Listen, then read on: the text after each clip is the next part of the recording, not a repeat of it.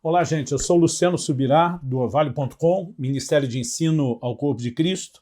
Congrego em Curitiba, onde também tenho o privilégio de cooperar com o nosso Supremo Pastor Jesus, ajudando a cuidar do rebanho dele. Sou casado com a Kelly, pai de 2 filhos, o Israel e a Alice. O Israel está casado com a Priscila já há 3 anos. Nos deu a boa notícia no início desse ano que eu e Kelly seremos avós, agora no mês de setembro.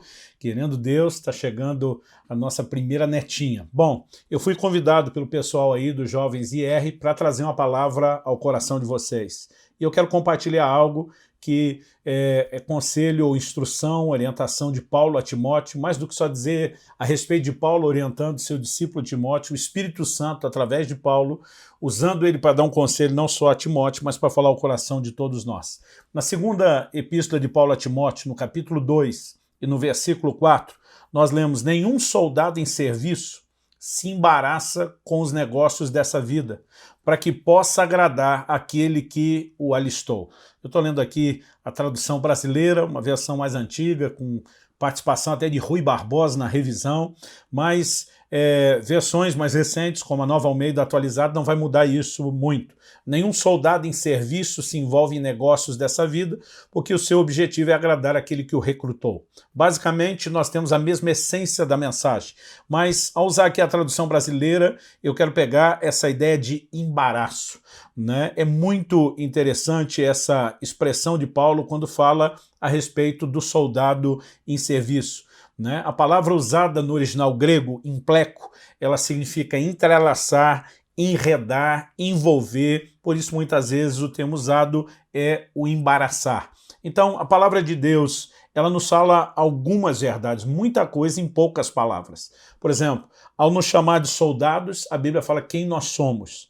Ao dizer, né, a respeito do serviço que nós temos para fazer com Deus, como soldados, ela está destacando o que fazemos. A Bíblia também diz onde fazemos, nessa terra, né? Ela também diz quando fazemos, se é na terra tem que ser durante a vida terrena. Ela também diz como fazemos, sem se embaraçar com as coisas do mundo. E também diz por que fazemos, para agradar aquele que nos alistou. Então, eu quero dividir essa frase de Paulo rapidamente em 3 pedaços, né? A primeira é reconhecer o soldado em serviço, a segunda, não se embaraça com os negócios da vida, e a terceira, a fim de agradar aquele que o alistou para a guerra.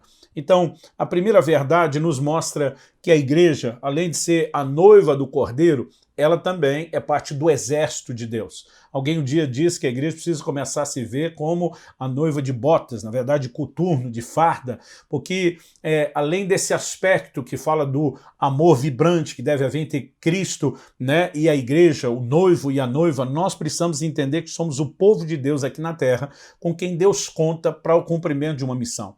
No livro de Joel, no capítulo 3, no versículo 9 e 10, a Bíblia diz: suscitai os valentes. Ali está falando dos guerreiros, né? Deus está falando proclamai guerra santa.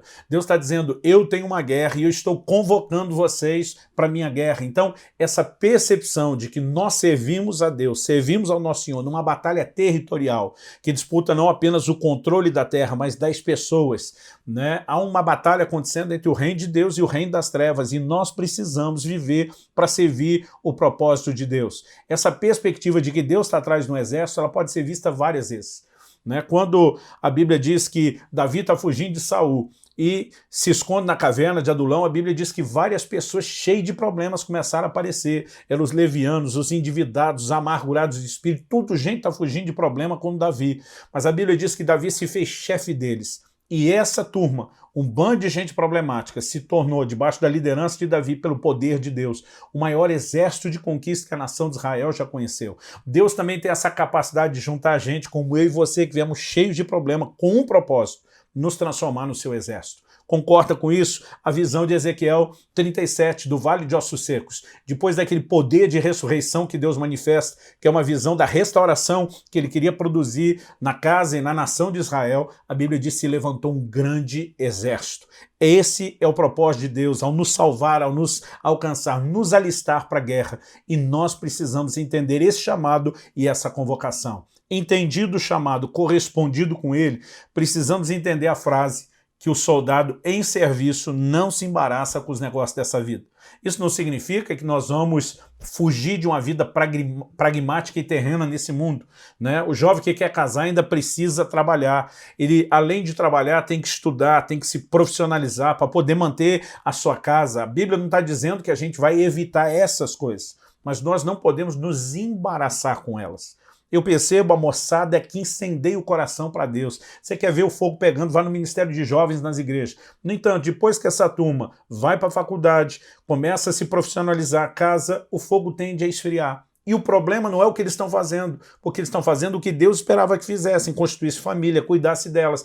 Mas eles se envolvem nisso de tal maneira que muitas vezes acabam se enroscando, se distraindo e perdendo a chama. Eu quero trazer um apelo ao seu coração. Não deixe a chama apagar, não deixe que as coisas dessa vida distraia você, né? Se por um lado a Bíblia mostra que o amor ao dinheiro é a raiz de todos os males, por outro, na mesma epístola, alguns versículos depois, Paulo escreve em 1 Timóteo 6, manda aos ricos desse mundo. Então ele não está dizendo que era errado ter aquelas coisas, mas ele começa a trazer uma palavra ao coração deles, dizendo: sejam ricos em boas obras, prontos em dar, generosos em repartir. Em outras palavras, Deus te deu algo terreno, não deixa isso te prender. Usa isso como meios de poder realizar e cumprir a sua missão. Então, somos soldados em serviço. Não podemos nos embaraçar com as coisas dessa vida. Por quê? O final de contas é agradar aquele que nos alistou. Deus não vai se agradar apenas do nosso empenho e trabalho, como se fosse isso que Deus quisesse. O que Deus quer é a salvação da terra, do planeta. Mas quando trabalhamos com Ele e o ajudamos a ter um resultado maior de salvação, Deus está se agradando não apenas porque fomos bons soldados, mas porque no final das contas, o reino dele é que ganha com isso. Então, há uma diferença enorme na Bíblia entre ser amado por Deus e agradar a Deus.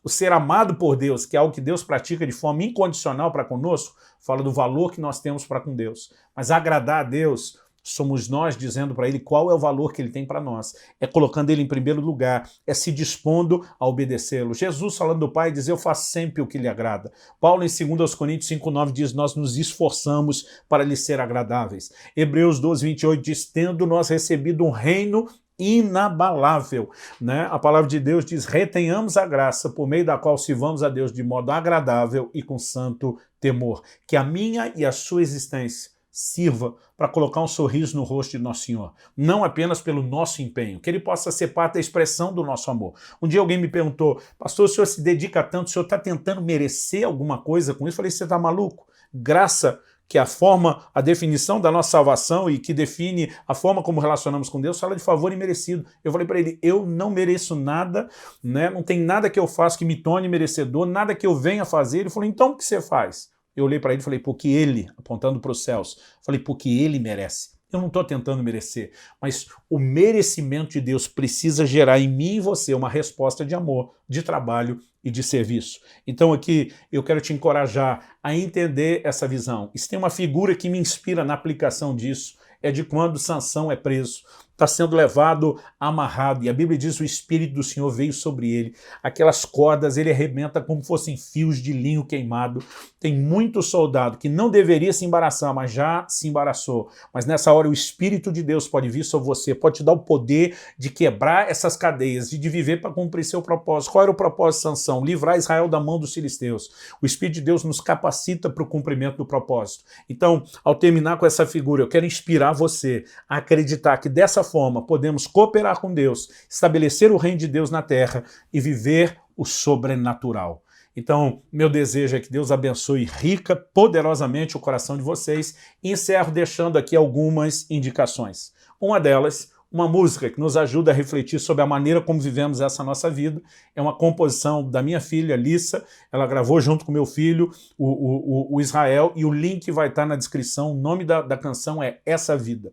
Além disso, eu quero recomendar 2 livros para vocês e também haverá links na descrição para que vocês possam adquiri-los. Um deles me impactou demais desde os meus 15 anos de idade, se chama O Vinho Novo é Melhor. Foi o livro que mais me fez ter vontade de viver o sobrenatural, andar em fé, ver o mover do Espírito Santo, e eu tenho certeza que pode te incendiar também. Mas o outro, né, que produziu o mesmo impacto em anos mais recentes, se chama O Homem do Céu.